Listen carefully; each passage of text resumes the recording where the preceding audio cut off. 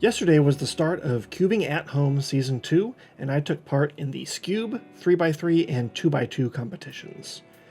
This video is going to be my solve times for all three of those events. The scrambles and inspection are sped up, and the actual solves are not. So this video will be a little longer than some of my typical ones, but there will not be heavy voiceover throughout the entire thing. At the end of each event, I will kind of wrap up how I feel like I did, or highlight something about a particular scramble or solve that I enjoyed. So let's get to that, and I will catch up with you in a second.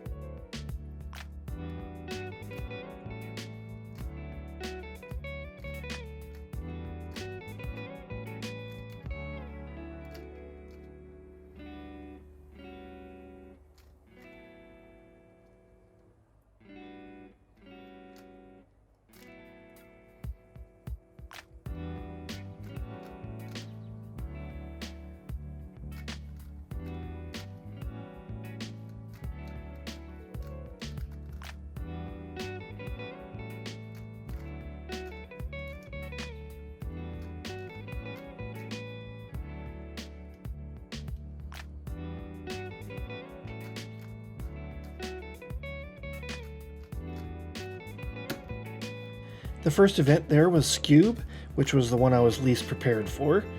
The other events, I have a more advanced solve method learned and pretty well memorized, and on Skewb I'm still doing a pretty beginner method. So that first solve I just got lost and messed up the algorithms. The next two I got very lucky and was able to just speed through them, mostly because I didn't have to do the last layer at all. And then on the last two, I got pretty typical solves where I had some trouble getting the white layer figured out, and then I had to do all of the steps from there on, so my time just ballooned out towards a minute. My average at home is generally around 40 seconds, so an average of 57 isn't too far off from that. Hopefully by the next cubing at home competition that involves Skewb, I will have had some time to practice and hopefully even learn a more advanced method. Now on to 3x3.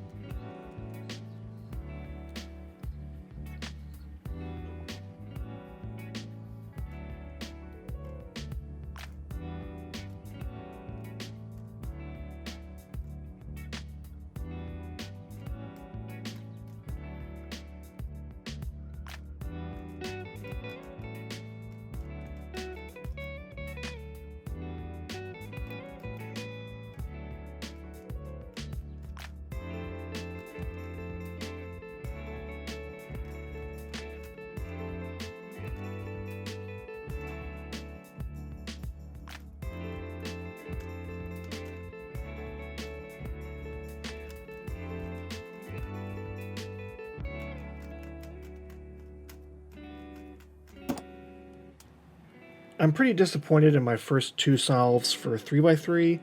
I still had the Twitch audio going through my headphones at that point so that I could stay up on what was happening in the event, and I think that that was just a little too distracting. During the second solve, I actually turned it off and my time increased quite a bit, and on the third, fourth, and fifth, I was landing around my average of 40 seconds, which I would have expected to be getting here. So my average for the day ended up being around 52 seconds, which isn't far off from my typical average. I'm usually around the 45 or maybe a little bit lower mark. Again, I think some of it was just I wasn't able to focus fully, and nerves played a big part. As I went along and was doing more, I was obviously getting a little faster and a little better, so I'm hoping that in the future, I think 3x3 is part of all of the Cubing at Home events. I will have, 5 more chances to figure out what my average is at a comp. Now, on to 2x2.